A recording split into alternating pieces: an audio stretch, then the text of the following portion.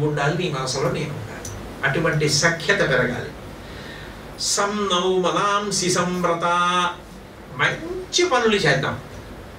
ఇద్దరం కూడా మంచి మనసులతో ఉన్నాం. మంచి మనసు కలగడానికి ఏమి చెయ్యాలో అవి ఇద్దరం చేద్దాం. ఒకళ్ళే చేస్తే ఏమవుతుందంటే వాళ్ళ మనసు ఆర్ద్రమవుతుంది. రెండో వాళ్ళకి ఆ స్పర్శ ఏది? ఆ స్పర్శ రెండో వాళ్ళకి లేదనుకోండి, వాళ్ళ మనసుకు ఉన్న లక్షణం ఏంటంటే అది ఎప్పుడు సుఖాలతోనే బ్రతుకుతుంది. దానికి ఇంద్రియ సుఖాలే కావాలి, విషయ సుఖాలే కావాలి, దానికి ఇంకొకటి అక్కర్లేదు. అప్పుడు ఒకరిదేమో ఆర్ద్రత, ఒకరిదేమో ఎండిపోయిన మనసు. ఇద్దరిది ఒకలా మనస్థితి లేనప్పుడు కార్యాలు ఒకలా ఎలా ఉంటాయి? ఇద్దరు కలిసి కూర్చున్నప్పుడు అది సంతోషకారణం అవ్వదు. మాట్లాడుకుంటున్నప్పుడు అబ్బా ఇది ఇంతే అన్న భావన ఆయనకి, ఆయన అంతే అని ఆవిడ అనుకుంటుంటుంది. కారణం ఇద్దరు కలిసి మంచి పనుల యందు, మంచి విషయముల యందు కలిసి ప్రవర్తించట్లేదు.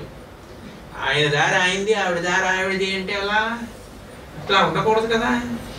ఆయన ఏ మంచి పనులు ఎందుకు చేస్తున్నారో ఆవిడకి తెలిసి ప్రోత్సహిస్తూ ఉండాలి.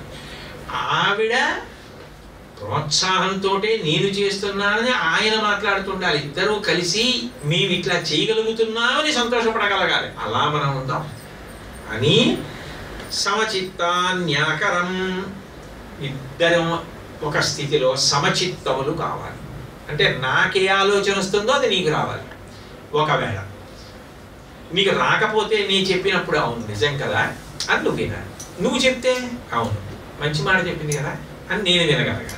అంతేగాని ఆయన ఇప్పుడు అంతే నేను చెప్పింది వినరు అని కానీ, ఆవిడ ఎప్పుడు అంతే అని నేను కానీ అనుకోకూడదు. ఇద్దరం ఒకలా ఆలోచించగలిగిన స్థితికి వెళ్ళాలి. సాత్వమసి అమూహం అమూహమస్మి. ఇద్దరం పొరపాటు పడకుండా మన జీవితాన్ని ప్రస్థానం చేద్దాం. ఇద్దరం గృహస్థాశ్రమాన్ని పండించుకుందాం. అంతేగాని అస్తమానం పొరపాట్లే పడుతూ అస్తమానం తప్పులే చెయ్యొద్దు. ఒకసారి తప్పు చేస్తే జ్ఞాపకం పెట్టుకుని ఇంకొకసారి తప్పు జరగకుండా చూసుకోవడం గొప్ప. అంతేగాని నాకు తప్పులు చేయడమే వచ్చు అనడం ఎలా గొప్ప అవుతుంది? అలా అనకూడదు కదా. తప్పు చెయ్యకుండా ఉండడం అలవాటు కావాలి. కాబట్టి పొరపాటు లేకుండా ఉండడానికి మనం ప్రయత్నం చేద్దాం అని అక్షతారోపణం అంటారు, తలంబ్రాలు అంటారు కదా. అప్పుడు అడుగుతారు కపిలాన్ స్మరయంతు. మేము కపిల గోవుని స్మరిస్తున్నాం అంటే కపిల గోవుని స్మరించి తలంబ్రాలు పోసుకుంటే ఆ కోరిక సిద్ధిస్తుందని. అంటే గోవు ఎంత గొప్పగా స్మరింపబడుతుందో చూడండి.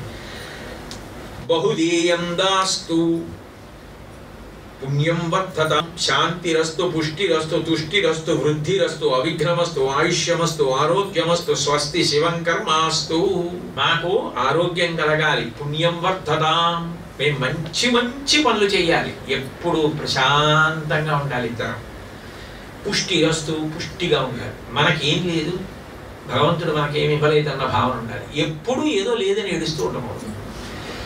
ఇన్ని ఇచ్చాడు మనకి, గత ఏడాది ఇన్ని మంచి పనులు చేశాను, ఈ ఏడాది ఇంకా ఇన్ని మంచి పనులు చేశాను, చేయించాడు ఈశ్వరుడిని సంతోషపడిపోతాడు. వృద్ధిరస్తు అవిఘ్నమస్తు, నేను చేసే ఈ మంచి పనులకు విఘ్నములు లేకుండా ఉండాలి. ఆయుష్యమస్తు, ఇద్దరికీ ఆయుర్దాయం కూడా అట్లా ఉండాలి. ఆరోగ్యమస్తు, ఇద్దరికీ ఆరోగ్యం ఉండాలి, చక్కగా ఇద్దరం కలిసి ప్రస్థానం చేయాలి. స్వస్తి శివం కర్మాస్తు, తద్వారా మేము మంచి మంచి పనులు చేస్తూ ఉండాలి. ప్రజామేకామ సమృద్ధ్యతాం, మాకు మంచి సంతానం కావలసినంత మంది పిల్లలు కలగాలి. ఈ మంత్రం